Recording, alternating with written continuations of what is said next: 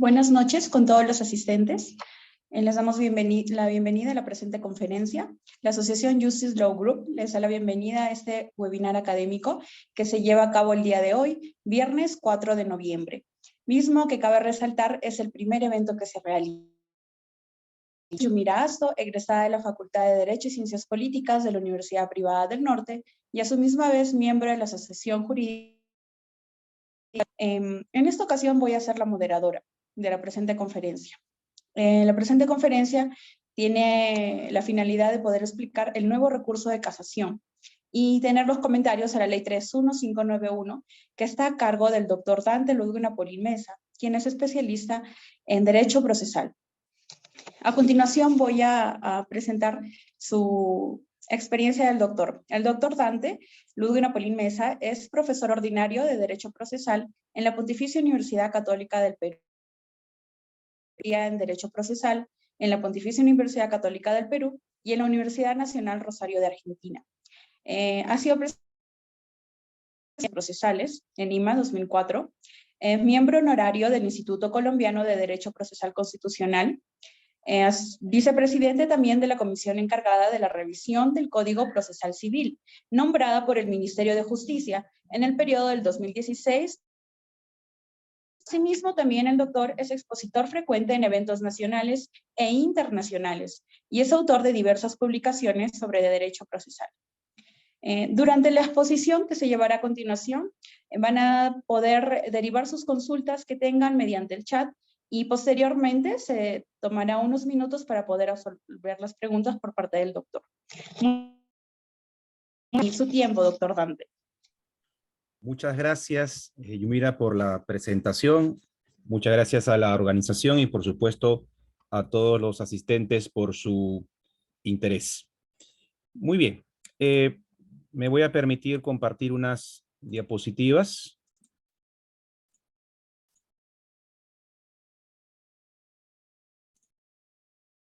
Muy bien. Entonces,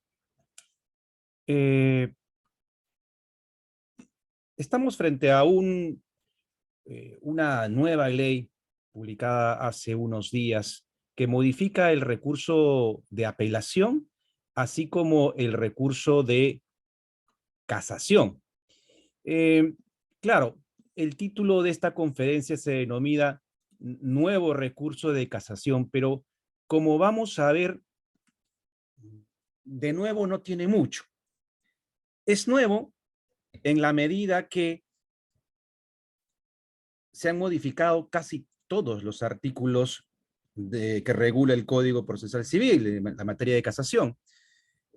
No obstante, estamos regresando 13 años atrás, al 2009, donde existía un recurso de casación complejo que impedía el acceso de los justiciales al recurso de casación. Ahora, esta norma no solo modifica el recurso de casación, sino también un aspecto, un pequeño aspecto del recurso de apelación. Y vamos a ello directamente. En primer lugar, es importante tener en cuenta que estas modificaciones nacen a iniciativa del Poder Judicial. El año pasado, el Poder Judicial presentó un proyecto de ley donde proponía la modificación precisamente del recurso de casación y el recurso de apelación en un pequeño aspecto. Sin embargo, y esto es muy importante, este año, en septiembre, la Comisión de Justicia aprobó el proyecto, pero con un texto sustitutorio. ¿Qué quiere decir esto? Que en realidad se ha modificado gran parte de la versión original del Ministerio de Justicia. Perdón, del Poder Judicial. Y es así, con este texto sustitutorio, que el 26 de octubre se publica estas normas que nacen ya no tanto del Poder Judicial, sino del propio Congreso de la República. Ya está vigente esta norma. Si se emite una sentencia que causa, por la Sala Superior, que causa agravio a las partes, entonces tendremos que interponer el recurso de casación con estas nuevas normas. Muy bien, entonces, vamos a hablar primero de esta pequeña modificación del Código Procesal Civil respecto del recurso de apelación. Porque lo que ha hecho básicamente este proyecto, esta ley, es eliminar una figura muy antigua que existe desde el procedimiento de los prácticos españoles en muchísimas legislaciones, que se denomina adhesión a la apelación. Bueno, esta adhesión a la apelación ha sido eliminada de nuestro Código Procesal Civil y ha sido eliminada, según la exposición de motivos del proyecto original, porque supuestamente causaba dilación, pero no se ha comprendido adecuadamente la institución de la adhesión a la apelación. Prácticamente se dice en la exposición de motivos que la adhesión no cumple una función adecuada, que inclusive se le está dando un plazo adicional a las partes cuando ya ha vencido el plazo original. Y es que no se ha entendido la función de la adhesión a la apelación. Al parecer, inclusive se confunde esta institución porque se estaría pensando que la adhesión sirve para, por ejemplo, si son varios los demandados, si hay un litisconsorcio necesario o cuasi necesario pasivo o hasta facultativo, la adhesión serviría para que cuando uno de esos demandados apela y los otros no, los otros que no apelaron puedan apelar en un momento posterior. Y esto no funciona así. La adhesión a la apelación siempre ha servido para aquellas sentencias que causan agravio a la parte demandante y a la parte demandada, de igual forma. Pongo un ejemplo muy sencillo. Un demandante solicita una indemnización, ¿sí? Por 1.000.000 de soles. El juez declara fundada en parte esta demanda de 1.000.000 de soles, no por 1.000.000, sino por 500.000 soles. ¿Qué significa esto? Que al demandante no le dio el 100% de lo que pidió, sino solo el 50%, ¿verdad? 500.000 soles. Pidió 1.000.000, le dieron 500.000. El demandado, obviamente, no quiere que lo condenen a nada. No quiere que lo condenen a nada. Menos a 1.000.000 de soles. Y lo condenaron a la mitad, a 500.000 soles. Fíjese que el demandado dice, bueno, yo no quiero pagar nada. No quiero pagar nada. Yo voy a apelar. El demandante, ¿qué dice? Bueno, no me han dado 1.000.000, pero me han dado 500. Yo podría aceptar esos 500. Podría aceptarlos. Yo no voy a apelar, pero ¿sabes qué? Si el demandado apela, a mí sí me interesa también que el superior pueda evaluar y poder darme más, ¿no? Que me aumente de 500 a un poco más. Entonces, fíjese que para esto sirve la adhesión.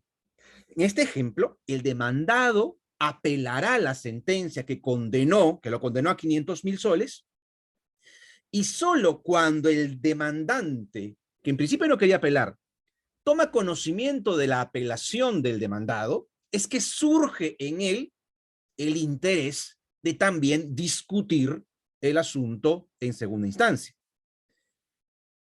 Y entonces podrá adherirse a la apelación presentada por el demandado para que entonces ya en sede de la Corte Superior puede evaluarse, modificar tanto para bajar la cuantía de la condena como para aumentarla. Fíjese que lo que permite la institución de la adhesión a la apelación es precisamente concluir un proceso de manera anticipada, es decir, procura la economía procesal. Porque si la parte demandada no apelaba, y yo tampoco como demandante, el proceso concluía. Hoy, ¿qué ocurre al eliminar la adhesión a la apelación? Que entonces este demandante, como ya no puede adherirse, tiene que apelar de todas maneras. O sea, yo tengo interés en apelar solo si el demandado apela, pero como no puedo adherirme a la apelación y no sé si va a apelar porque uno presenta pues el último día, la última hora, entonces tengo que preparar mi apelación igual. Tengo que apelar sí o sí. ¿Qué genera? Mayor carga procesal y genera también dilación, porque este proceso pudo haber acabado. No es verdad entonces, como dice la exposición de motivos del proyecto de ley, que la adhesión genere dilación. ¿Cuántos casos de apelación, de adhesión a la apelación existen? No se ha presentado ninguna estadística al respecto. Son muy pocos. Son muy pocos que puedan generar la dilación que dice que existe. Son poquísimos los casos. ¿Mm? Si esto es así, la solución no era eliminar la adhesión a la apelación, sino en todo caso regularla. Si lo que generaba dilación era el plazo excesivo para poder estar absolviendo la nueva apelación, que sería la apelación adhesiva, pues se hubieran reducido los plazos o se hubiera hecho esto en sede de primera instancia, por ejemplo. Se optó por eliminar esta figura jurídica que a mi criterio es importante. ¿Qué genera esto? ¿Cuáles son las consecuencias? Que entonces siempre tenemos que apelar. Bueno, ¿qué pasa si yo no sé si el demandado, en el ejemplo que propuse, va a apelar y porque no sé si va a apelar, yo apelo como demandante? Y luego me entero que no apeló, pues tendré que desistirme del recurso de apelación, ¿no? Podría hacerlo, sí, me desisto porque ya no quiero pues seguir discutiendo este asunto. Me conformo con 500,000, yo quiero que la sentencia adquiera la calidad de cosa juzgada porque me da 500, no 1,000,000, pero me da 500, que es suficiente para mí. Entonces, me tendré que desistir del recurso de apelación. No queda otra. Pero gasté dinero, ¿verdad? Gasté dinero en asesoría jurídica para interponer el recurso de apelación, gasté dinero digamos, en gastos, tasas judiciales del recurso y gastaré más dinero en desistirme del recurso de apelación. Y además del tiempo invertido. ¿Esto realmente genera economía procesal? ¿Procura economía procesal este proyecto, esta decisión de eliminar la adhesión? Como dije, no ha sido la mejor decisión, es la que tenemos que estar preparados ahora para apelar toda decisión, aun cuando exista un agravio, digámoslo así, temporal, provisional, porque el agravio definitivo solo se producirá cuando la parte contraria apele. No se ha entendido la función de la adhesión a la apelación por parte de los legisladores, porque lamentablemente también se ha utilizado a veces de manera incorrecta. Pues bien, esto en cuanto a las modificaciones en torno al recurso de apelación. Es la única modificación. En donde sí tenemos muchos cambios es en cuanto al recurso de casación. Y en primer lugar, se establecen nuevos supuestos de improcedencia. Y no pocos, sino muchos supuestos de improcedencia. Básicamente, esta es la ley de la improcedencia de la casación, podríamos llamarla así. Veamos. El nuevo artículo 386, fíjense, regula la procedencia del recurso de casación. Vamos a escuchar esta palabra por todos lados, la procedencia, improcedencia, rechazo, por todos lados en la ley está esta palabra. Porque esta es la función de la ley, ¿no? Limitar el acceso al recurso de casación. Ese ha sido el objetivo principal de la ley. Para que la Corte Suprema cumpla la función nomofiláctica, ¿verdad?, de interpretación de las normas, esta labor de enseñanza, entre otras. Primera novedad, el recurso de casación solo procederá, lo dice así la norma, fíjense ustedes, cuando en la sentencia o auto se discuta una pretensión mayor a 500 unidades de referencia procesal. Está muy mal redactado. Está estableciendo la summa gravaminis para la procedencia del recurso de casación, una cuantía, más o menos como lo que existe en la casación laboral, ¿sí? Pero muy mal redactada, por cierto, porque en la sentencia o en el auto no se discute algo. La sentencia o el auto ya resuelven en base a una discusión previa. Y en la sentencia o auto no se discute la pretensión, ¿no? Entonces aquí hay que tener cuidado, porque el criterio utilizado por las Cortes, también, por ejemplo, en materia contenciosa administrativa, tiene que ver con la condena a una cuantía determinada. Por ejemplo, yo demandé el pago de 1,000,000 de soles. 1,000,000 de soles. Y por supuesto, la cuantía de la pretensión supera las 500 unidades de referencia procesal, de lejos. Pero condena el juez en su sentencia al demandado a solo, pongámosle, 1.000 soles. Esta condena no supera las 500 unidades de referencia procesal, no supera. Si yo deseo interponer recurso de casación, lo que va a ocurrir es que el juez va a declararlo improcedente, la sala correspondiente, porque no ha superado la suma gravamen. No porque la cuantía de la pretensión en la demanda no supere las 500 URP, sino porque la condena no supera las 500 URP. Y entonces hay que interpretar de esta manera. Vamos a tener que hacerlo así, porque ese es el criterio que ha venido utilizándose en otros órdenes jurisdiccionales. No porque la cuantía supere las 500 URP del proceso, de la demanda, sino aquella que ha sido objeto de condena. Por eso hace referencia a la norma a sentencia o auto, ¿sí? Mal dicho que se discuta, ¿no? Porque no se discute una pretensión, sino que haya resuelto por una cuantía que supere ello. ¿De acuerdo? Muy bien. Hay que tener esta consideración a la hora de interponer los recursos de casación. Ojo, porque además vamos a ver que si uno interpone un recurso de casación ahora, teniendo en cuenta incumpliendo estos supuestos, la sala de la Corte Suprema podrá imponer multas, ¿no? Multas. Bien. Segunda novedad. Se ha instaurado lo que en doctrina se conoce como la doble conforme, como supuesto de improcedencia del recurso de casación. Ya no más va a proceder el recurso de casación si es que se emitió una sentencia en primera instancia que haya sido confirmada en segunda instancia. ¿Qué quiere decir esto? Si hay dos sentencias conformes en el mismo sentido, por ejemplo, fundada en primera instancia, fundada en segunda instancia, ya no procede recurso de casación contra la sentencia de segundo grado. Lo mismo, si se declara infundada en primera instancia e infundada en segunda, no habrá posibilidad de interponer recurso de casación, porque hay dos sentencias conformes. De ahí que se diga que solo procede la casación frente al pronunciamiento, ¿no?, de segunda instancia que revoque en todo o en parte la decisión de primera instancia. O sea, tiene que haber sentencias distintas, ¿no? Sentencias distintas. Que revoque, dice.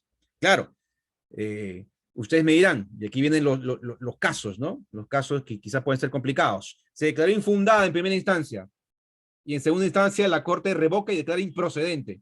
¿Procede de casación? Sí, pues, procede de casación porque está revocando. Más allá que el sentido sea rechazar la demanda, ¿no?, la Corte Superior al revocar, igual, ¿verdad?, rechazando en la práctica el pedido del demandante, uno por fondo y otro por forma, está habilitando la posibilidad de que el demandante interponga recurso de casación. Lo mismo si se declaró improcedente en primera y luego, es difícil que esto suceda, pero en segunda que declaren infundada, revocándola de primera instancia, procederá el recurso de casación. Procederá. Claro, porque el requisito aquí es que revoque. No dice a favor o en perjuicio de quién, que revoque. Y eso es suficiente para habilitar el recurso de casación. ¿De acuerdo? Esta propuesta de limitación de acceso al recurso de casación ya había sido evaluada en el año 2009. Recordemos, como lo dijimos en los antecedentes, nuestro recurso de casación tuvo una normativa compleja que limitaba el acceso, ¿no?, a los justiciables al recurso de casación hasta el año 2009. En el año 2009 hubo una modificación de diversas normas del Código Procesal Civil en materia de casación que permitieron un acceso mucho más sencillo, por decirlo de alguna manera, al recurso de casación, porque eliminaba estas causales de casación que eran complejas de interpretar, de aplicar, y que pues las salas supremas aprovechaban esta complejidad para rechazar los recursos. Por ejemplo, el tema de la infracción normativa, ¿no? Se incorporó como única causal de casación la infracción normativa en materia de lo procesal. Y se evaluó en ese momento la incorporación de este límite, la doble conforme. Para ello, en el 2009 se hicieron mesas de trabajo en todo el país. En todo el país, ¿sí? Las principales ciudades del país opinaron sobre este requisito de la doble conforme, y en todos los casos, sobre todo fuera de Lima, opinaban que no se incorpore este requisito. Porque el acceder a la Corte Suprema era un derecho para ellos, era la última esperanza para poder revocar, dejar sin efecto, en todo caso, decisiones emitidas por estas Cortes Superiores. Lamentablemente hoy se ha presentado un proyecto de ley y aprobado sin escuchar a los justiciables y operadores jurídicos de distintos distritos judiciales. Y se ha cerrado simplemente la posibilidad de acceder a recursos de creación estado de conforme, ¿no? Entonces, es bastante complicado, será bastante complicado ahora acceder a la justicia, por decirlo así, cuando pues se confirme por la Corte Superior la decisión injusta de primera instancia. Esto, sin duda, va a reducir el número de recursos de casación que lleguen a la Corte Suprema, ¿no? Sin duda. ¿Se hubiera utilizado otra técnica para reducir esto? Sin duda. Por ejemplo, que la casación no tenga efecto suspensivo. Esa es la mejor. Sin embargo, no se optó nuevamente por ello, ¿no? En el 2009 se discutió, no se optó por ello. 2022 no se opta por ello, ¿no? Que esa es la mejor solución, como ocurre, pues, por ejemplo, en materia laboral. Por último, improcedencias nuevamente,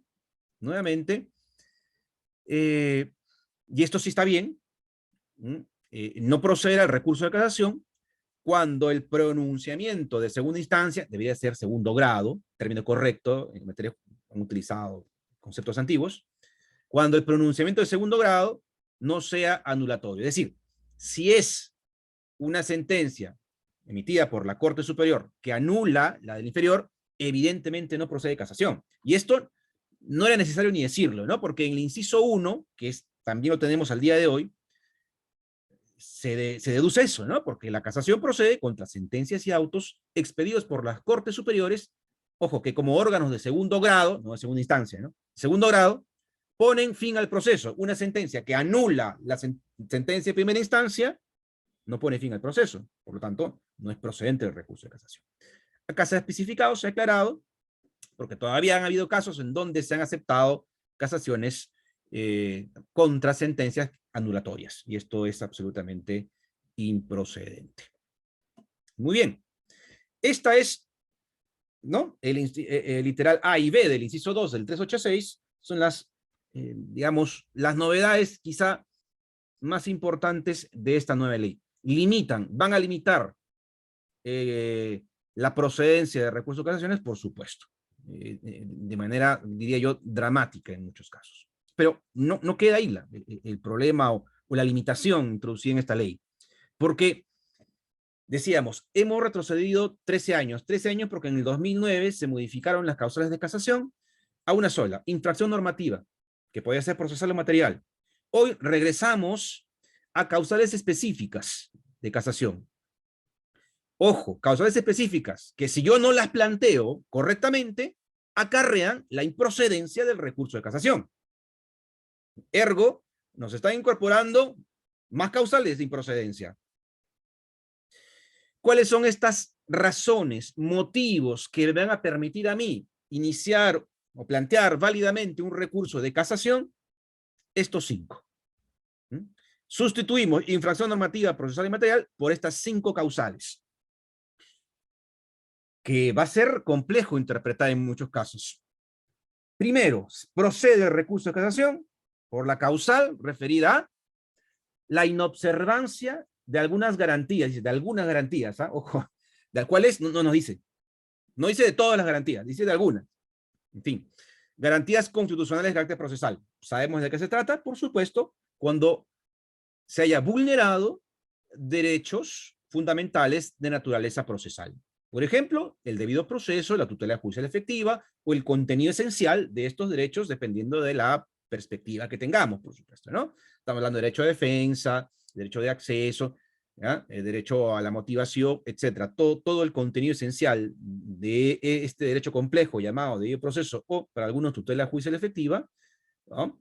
Implicaría la posibilidad de acceder al recurso de casación. Pero se permite no solo por la inobservancia de garantías constitucionales de carácter procesal, sino también material. Y aquí viene las dificultades interpretativas, porque podría interpretarse que entonces también va a proceder un recurso de casación cuando la sentencia haya vulnerado cualquier derecho fundamental de naturaleza material. Entiéndase, por ejemplo, el derecho de propiedad, el derecho a la libertad de contratación, el derecho a la libertad de empresa, el derecho al honor, a la buena reputación. Claro, siempre cuando tenga incidencia, ¿no? En la decisión. El que sea una garantía constitucional de derecho de carácter material implica esto, ¿verdad? Que procederá entonces la casación cuando la sentencia de segundo grado haya vulnerado estos derechos fundamentales, estas garantías constitucionales, ¿no? Para ser específicos. Con lo cual se amplía, ¿verdad? Esto se convierte en una casación constitucional, que puede tener consecuencias, podría tener consecuencias luego en materia constitucional, porque bien podría decirse que si yo no planteo en mi recurso de casación estas objeciones, estas alegaciones referidas a vulneración a derechos fundamentales específicas, luego no podría iniciar un proceso de amparo contra resolución judicial porque consentí, ¿verdad? Porque no alegué eso en el proceso judicial, específicamente, ¿no? Bien podría decirse eso en el proceso de amparo posterior. Pero eso abre el debate ya a otras situaciones un poco más complejas y que exceden el ámbito de esta exposición. Otras novedades, fíjense, en el inciso tercero del nuevo artículo 388, regresamos a las causales vigentes hasta el año 2009, que acarreaban la improcedencia de todas maneras. Porque yo tengo que decir ahora, puedo alegar como infracción normativa material la indebida aplicación de una norma, la errónea interpretación de una norma o la falta de aplicación de dicha norma. Ojo, si me equivoco, el recurso va a ser declarado improcedente. ¿Qué ocurría antes? Yo alegaba una falta de aplicación y la Corte me decía, un momento, esto no es falta de aplicación, es indebida aplicación, improcedente. O alegaba una indebida aplicación de la norma y la Corte me decía, no, no es indebida aplicación, es falta de aplicación, improcedente. Pues yo ya no podía hacer más, ¿verdad? No podía discutir esta situación luego, en su última instancia, ni siquiera un proceso de amparo, porque esto es una cuestión pues, de criterio jurisdiccional que no puede ser discutida en sede constitucional, ¿no? Salvo pues alguna arbitrariedad. Entonces, era una trampa a veces, era una trampa. Estamos regresando, siendo críticos en esto, estamos regresando a esa trampa. Se hace innecesario, teniendo en cuenta estos límites que ya hemos visto, de la doble conforme, de la summa gravaminis, se hace innecesario complicar más el acceso al recurso de casación con este tipo de causales que, como hemos dicho, genera confusión en los justiciables. Por supuesto que hay casos en donde es clara la indebida aplicación, la interpretación errónea o la falta de aplicación de una norma de derecho material. Puede que no hayan confusión al respecto, pero hay otros en donde estamos en el límite y la Corte Suprema pues va a aprovechar esto para declarar improcedentes estos recursos. Se incorpora en el inciso cuarto como causal de casación la falta de motivación o manifiesta ilogicidad, ¿no? Es decir, errores incogitando. No solo falta de motivación, sino errores incogitando, que se dice que es una especie de la falta de motivación. Errores incogitando, errores de razonamiento lógico, sentencias que vulneran principios lógicos de todo razonamiento, ¿no? No contradicción, tercer excluido, razón suficiente, entre otros. Esto ya era procedente al día de hoy, se está haciendo explícito, me parece bien, y se está aclarando que estos errores justifican un recurso de casación cuando el vicio resulte de su propio tenor. Lo cual está muy bien. Novedad es el inciso quinto, que establece la procedencia de recurso de casación cuando la sentencia o auto se aparta de decisiones vinculantes, no solo ya de la Corte Suprema, ¿no? Doctrina jurisprudencial o precedentes judiciales, como se llama hoy, sino también del Tribunal Constitucional. Entonces, fíjense, se ha vuelto nuestra casación mucho más constitucional. Ahora hay que ver qué decisiones son vinculantes, ¿no?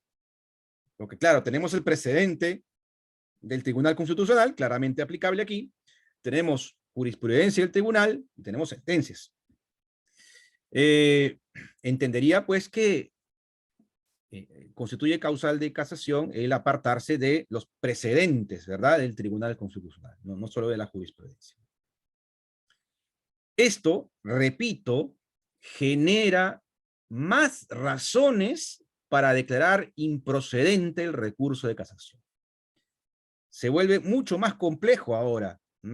Se va a requerir de abogados un poco más especializados en esto. Al principio van a haber muchos rechazos, probablemente, de los recursos de casación. Pero fíjese que ahí no terminan los requisitos. No, recién estamos comenzando con los nuevos requisitos o razones de improcedencia de la demanda. 391. El nuevo 391 del Código Procesal Civil establece ciertos requisitos. Fíjense que en el recurso de casación nosotros, los impugnantes, tenemos que indicar separadamente cada causal. Por orden, esto es así, siempre ha sido así, debe ser así. Citar correctamente los preceptos legales que considere erróneamente aplicados o inobservados, lo cual es una no contradicción, pero no está respetando la terminología utilizada en el artículo 388. Se hablaba de indebida aplicación, errónea interpretación, falta de aplicación. Y acá me están hablando de erróneamente aplicados o inobservados. La palabra inobservado no estaba presente en las causales de casación.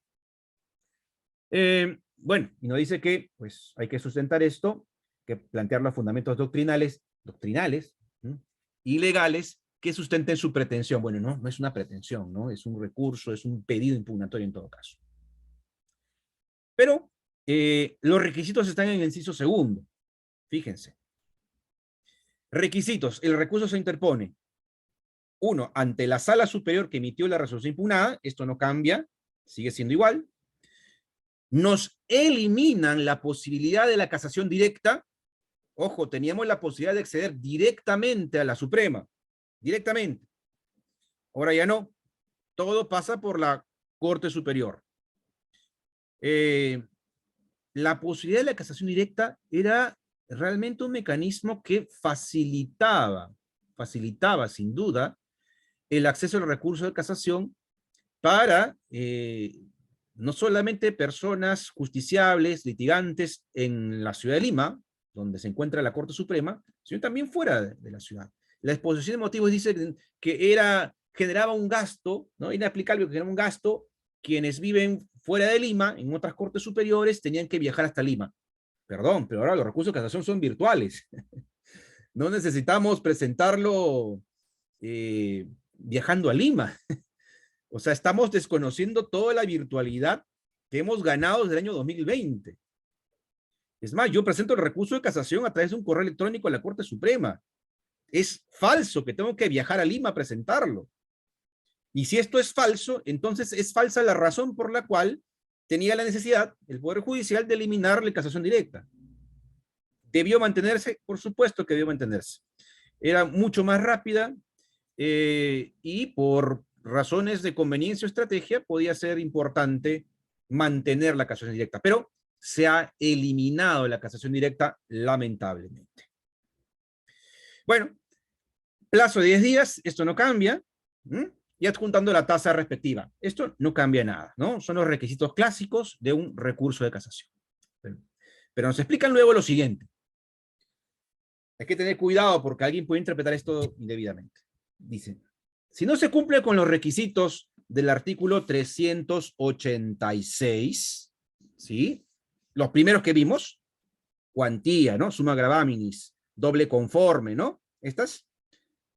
Además, no se cumple con los literales A o B del numeral 2 anterior, estos dos, A y B, es decir, ante la sala superior y dentro del plazo, la sala superior, fíjense, la sala superior rechaza el recurso. La sala ahora va a calificar el recurso y a rechazar en estos supuestos. Solamente la sala otorgará un plazo de subsanación cuando se incumpla el literal 6, numeral 12, es decir, el tema de la tasa judicial, ¿no? Como conclusión preliminar, resumiendo un poco, la sala superior ahora tiene la facultad de rechazar, no dice declarar inadmisible, improcedente. La terminología utilizada en el proyecto de ley es rechazar. Vayamos a entender qué significa, ¿no? Rechazar. Es un término no tan idóneo para la calificación de actos procesales, ¿no? Porque el acto procesal normalmente es inadmisible, improcedente, en fin. Se ha utilizado esta terminología. ¿Cuándo se rechaza? Resumimos, cuando la cuantía o el monto objeto de condena en la sentencia sea menor a 500 URPs. 1. Cuando el pronunciamiento de segundo grado confirme la decisión de primera instancia. Ya no procede casación. Esto lo hace la sala superior, directamente. Cuando el pronunciamiento de segundo grado es simplemente anulatorio, no se admite casación. Cuando se presente a un órgano distinto al que emitió la decisión impugnada. Aquí hay un error, ¿no? Por parte del legislador, porque si yo presento mi recurso de casación a un órgano distinto al que emitió la decisión impugnada, no a la sala superior, sino a otro órgano, ¿cómo es posible que la sala superior rechace algo que no ha sido presentado ante ella? Es un poco contradictorio. En fin, eso es lo que dice la norma. Si presentamos el recurso fuera de plazo, se rechaza. Y ojo, cuando se invoquen causales distintas a las reguladas. ¿Cuáles? Ya hemos visto. Todas estas 5 causales. Si yo presento mi recurso de casación diciendo que hay infracción normativa material o procesal, lo siento, rechazado el recurso de casación. Porque tienes que utilizar las nuevas causales de casación. Ojo, y esto lo hace la sala directamente. Si ustedes ponen infracción normativa material y no dicen más, rechazado el recurso de casación directamente por la sala superior. Solamente la sala otorga un plazo de 3 días, entiéndase, se declara inadmisible con posibilidad de subsanación, cuando no se pague la tasa, cuando se presente una tasa con un valor menor al que corresponde. ¿De acuerdo? Fíjese la primera limitación. Directamente por la sala superior. Pero no termina ahí, las razones de improcedencia. Ahora, la Corte Suprema, así es que la sala admite el recurso y lo eleva a la Corte Suprema, pues la Corte Suprema puede también declarar improcedente el recurso de casación, bueno, cuando no se cumplen los requisitos del artículo 391 y 388 que ya hemos visto. Es decir, causales de casación. Ahí la Corte Suprema puede quedar improcedente cuando, pues, alegaste que era indebida aplicación, pero realmente era una falta de aplicación, improcedente el recurso, lo puede hacer por esta causal, por esta razón, o cuando, pues, no se cumplen los requisitos del artículo 391, ¿no? Que eran todos estos, pues, de plazos, de sustentación adecuada, etcétera, etcétera, etcétera. Que ya hemos visto también. Puedo declarar improcedente como Corte Suprema el recurso de casación admitido por la Corte Superior cuando se traten de resoluciones no impugnables. Claramente, esto debía haberlo hecho la Corte Superior, no la Corte Suprema.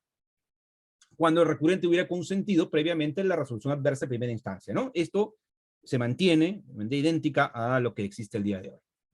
Esto sí no es una novedad. La novedad es lo siguiente, que la Corte Suprema puede declarar improcedente, y la redacción de la norma dice también, ¿no? También declarar improcedente, no sabemos por qué lo diferencia, pero claro, porque esto es la novedad quizá, cuando carezca manifiestamente de fundamento. Y aquí viene el problema, ¿no? Porque esto es fondo del asunto. Yo ya tengo razones formales, muchísimas, como Corte Suprema, para declarar improcedente el recurso de casación. Muchísimas. Y adicionalmente a ello, tengo esta de la posibilidad de rechazar cuando carezca manifiestamente de fundamento. ¿A qué se refiere con fundamento? A razones de fondo. Porque cuestiones formales ya están reguladas.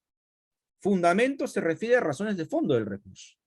Entonces, si yo considero, según mi criterio, que tu recurso de casación, porque tiene 3 páginas, no tiene mayor fundamento, lo rechazo, declaro improcedente.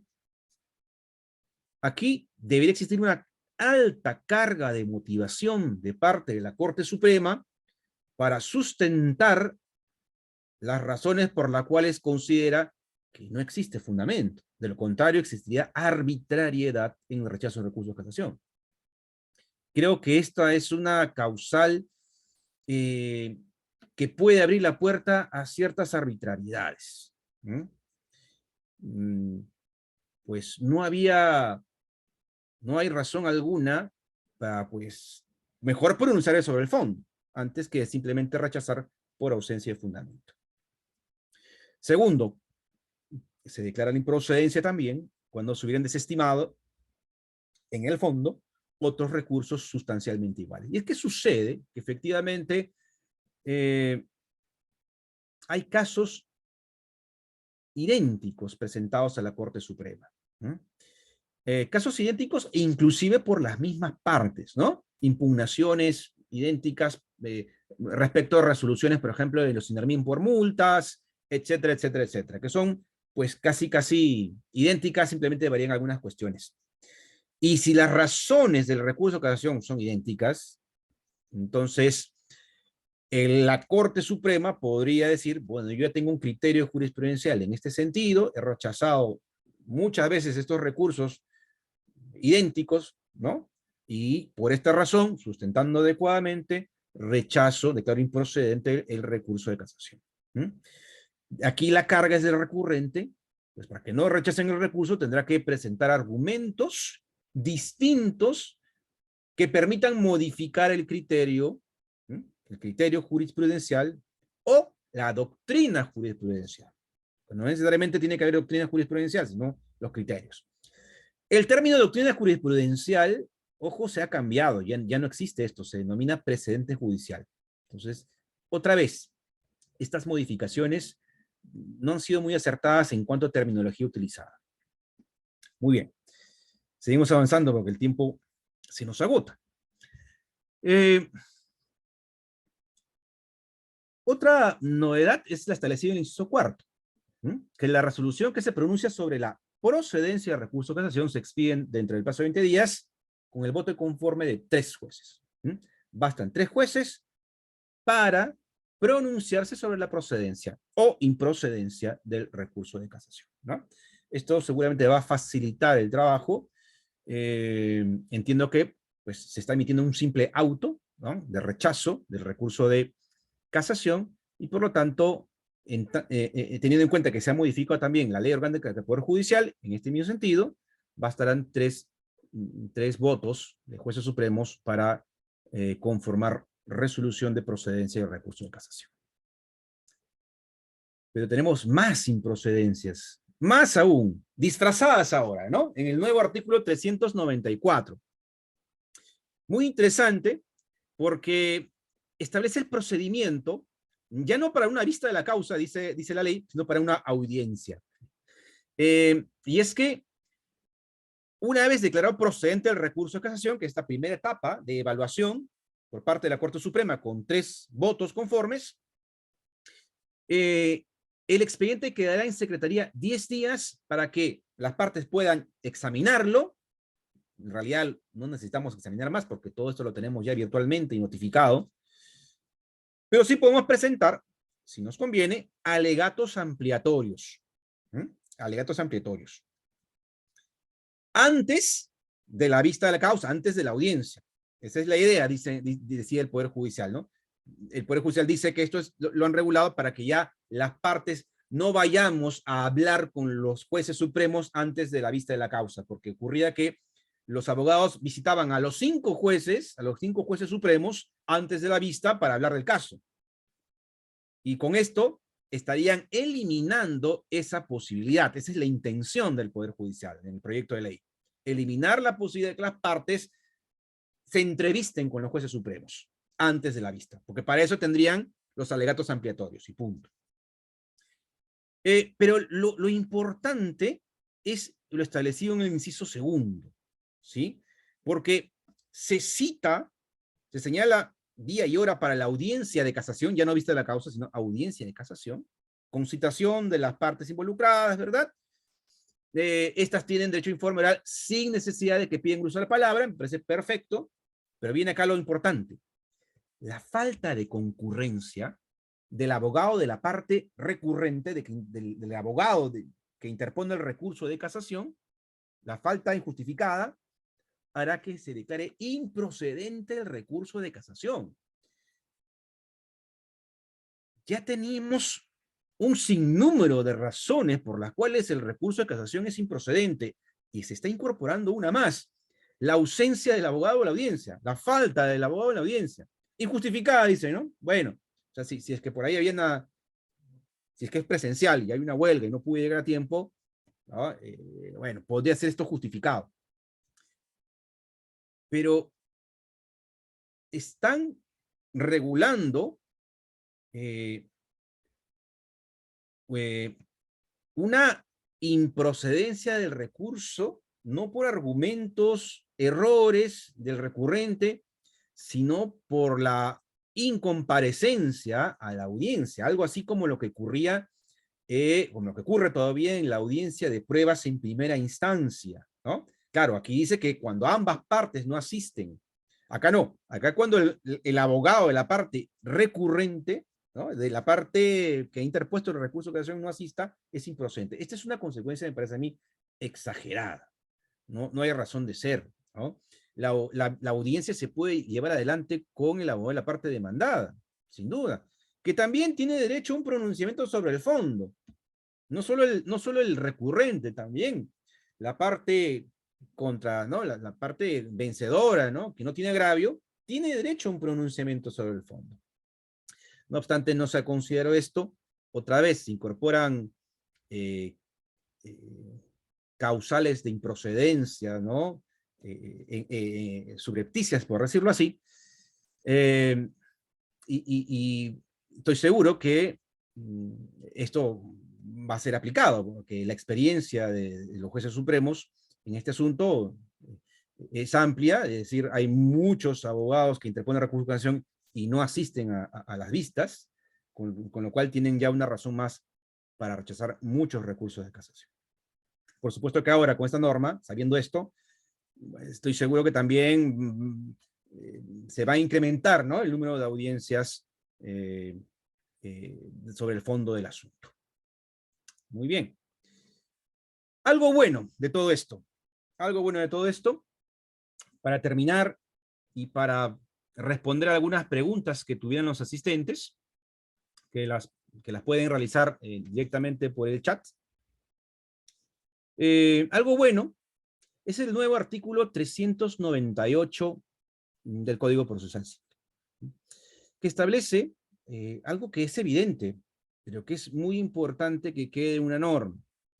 Y es que la sentencia debe estar adecuadamente motivada y por lo tanto debe contener los fundamentos por los cuales se ha declarado infundado el recurso de casación, cuando no se hubiera presentado, es decir, cuando no se hubiera incurrido en alguna de las causales previstas en el artículo 388. Estas 5 causales que hemos visto, las nuevas, bueno, si es que ha sido declarado procedente el recurso y hemos pasado la audiencia, la sentencia tiene que fundamentar adecuadamente por qué no se ha incurrido en estas causales previstas en el artículo 388.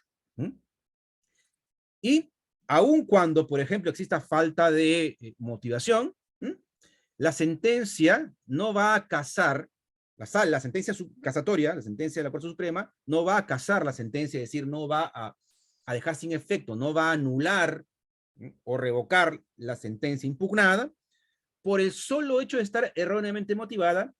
Esto es importante, si la parte resolutiva se ajusta a derecho. ¿Qué quiere decir esto? Que si el sentido de la decisión, es decir, infundada la demanda, no se ajusta a derecho, a pesar de que no te han dado las razones adecuadas, no vamos a casar la resolución, pero sí vamos a hacer la subsanación correspondiente. Es decir, la Corte Suprema se encargará de motivar por qué es infundada la demanda, pero no va a anular nada, ni va a revocar nada. Esto es correcto, eso está muy bien, y esto también debería hacerlo, por ejemplo, en materia de recurso de apelación, la Corte Superior. Esto es lo bueno de las modificaciones. Se ha eliminado requisitos como señalar si mi petitorio es anulatorio o revocatorio. Ya no es un requisito. No obstante, es evidente que yo tengo que seguir planteando pedidos anulatorios si los agravios generan ese efecto, ¿no? Si las causales de casación generan ese efecto, o pedidos revocatorios si las causales de casación que alegue se tratan de errores injudicando de derecho.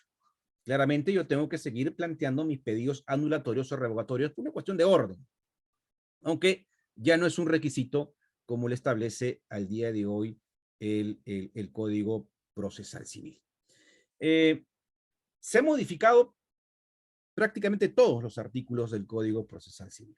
Ya hemos visto con una tendencia clara a declarar improcedente el recurso de casación.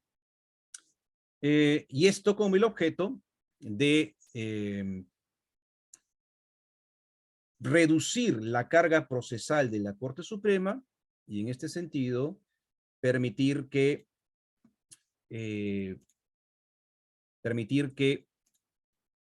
cumpla la Corte Suprema esta función homofiláctica, esta función de lograr la correcta interpretación de las normas, entre otras. Muy bien. Con esto, dado el tiempo, terminamos la exposición y procedo a responder algunas preguntas al chat. Y tenemos una primera pregunta. Nos consultan si para interponer la casación requiere de una pretensión con una cuantía mayor a 500 URPs. ¿Qué sucede con las pretensiones que no tienen cuantía? Sí, clarísimo. Es procedente también el recurso. Es decir, solo en las pretensiones cuantificables en dinero, es decir, las pretensiones pecuniarias, tienen esta limitación. Si la pretensión no tiene cuantía, entonces sí procede el recurso de casación. ¿De acuerdo? En la tercería de propiedad, en la prescripción adquisitiva, en la nulidad de acto jurídico, etcétera, etcétera, etcétera. Ojo. Y por ahí me van a preguntar, ¿y qué pasa si tengo dos pretensiones? Por ejemplo, una pretensión sin cuantía y otra pretensión con cuantía. Entiéndase, por ejemplo, la nulidad de acto jurídico, la resolución de un contrato y accesoriamente o condicionalmente una pretensión de devolución de precio, ¿no? Que tiene cuantía. Lo lógico sería interpretar las normas a favor del acceso al recurso de casación. Ahora, lo que va a ocurrir es lo siguiente. Si el error denunciado incide directamente en la pretensión de nulidad o de resolución de contrato, obviamente esta pretensión no tiene cuantía, por lo tanto, sin ninguna duda procede el recurso de casación, por más que el precio sea menor de 500 URPs. Pero si el error que yo denuncio está referido al extremo de la sentencia que resuelve mi pretensión de devolución de precio, en tanto no alcanza las 500 URPs, lo más probable es que la Corte Suprema rechace el recurso de casación justamente por ese sentido, por esa razón.